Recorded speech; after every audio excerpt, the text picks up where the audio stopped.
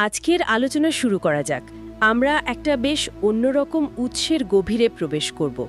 এটা একটা পূর্ণাঙ্গ গল্প যা আমাদের কাছে এসেছে। হ্যাঁ, মানে আজকের পর্বটা একটু অন্যরকম। আমরা সাধারণত যেমন বিশ্লেষণ করি, তথ্য দেখি, এটা তেমন নয়। ঠিক। এটা একটা গোটা গল্প।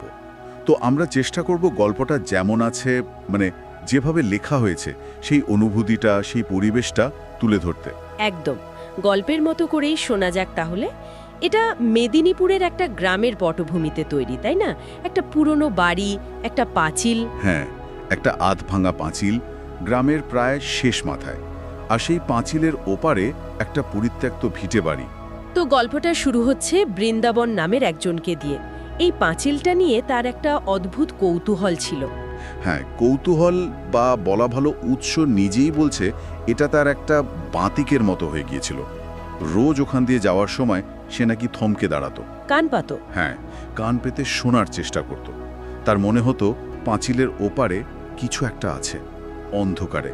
মানে একটা পরিত্যক্ত বাড়ি, অথচ তার মনে হচ্ছে ওখানে কিছু আছে। ঠিক, পাঁচিলটা রাস্তা থেকে ওই ভিটে বাড়িটাকে আড়াল করে রাখত। আর পরিবেশ